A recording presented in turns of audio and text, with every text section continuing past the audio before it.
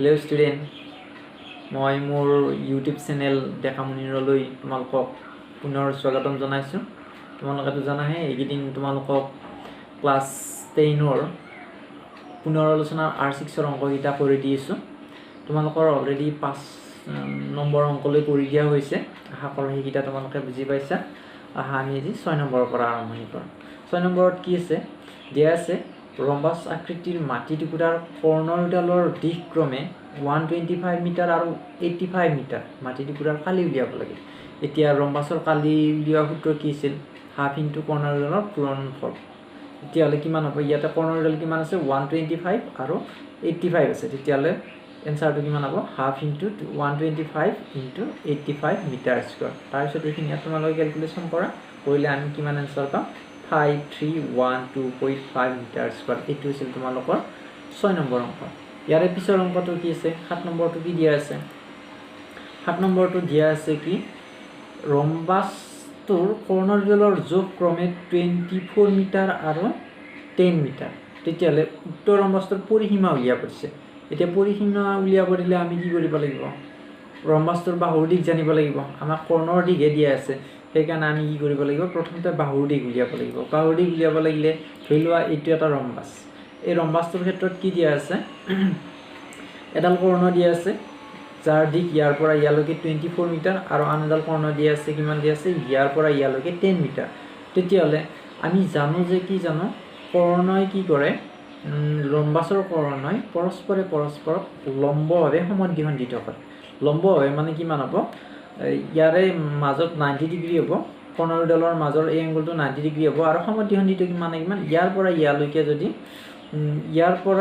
যদি 24 আছিল, তেতিয়াহ'লে কি হ'ব? ইয়াৰ পৰা ইয়ালৈকে 12 আধা হৈ যাব। ইয়াৰ পৰা ইয়ালৈকে 10 আছিল, তেতিয়াহ'লে এইখিনি আমাৰ 5 চেণ্টিমিটাৰ। এতিয়া চোৱা, এই ওপৰৰ AD বাহুটোৰ লগত এইখিনি ইয়াত কি হ'ল? এটা সমকোণী ত্ৰিভুজৰ। সমকোণী ত্ৰিভুজৰ হ'লে এইডাল আমাৰ কৰ্ণ বুজালে। তেতিয়াহ'লে কৰ্ণৰ দিশ উলিওৱা সূত্ৰ কি আছিল? কৰ্ণৰ দিশ উলিওৱা সূত্ৰ তোমালোকে জানা। এই ত্ৰিভুজটো সৃষ্টি হ'ল, এই ত্ৰিভুজটোত কৰ্ণৰ দিশ উলিওৱা সূত্ৰ কি আছিল? কৰ্ণ ইকুৱেলটো √, ভূমি স্কোৱাৰ প্লাছ লম্ব স্কোৱাৰ, এনেকুৱা ধৰণৰ আছিল। এই ধৰণৰ সূত্ৰটো ইউজ কৰি পেলাই আমি কি কৰিলোঁ? ইয়াতে অংকটো কৰি দিলোঁ। কি হ'ব? ইয়াতে দিশ আমাৰ 24 আছিল, 24ৰ আধা হ'ল।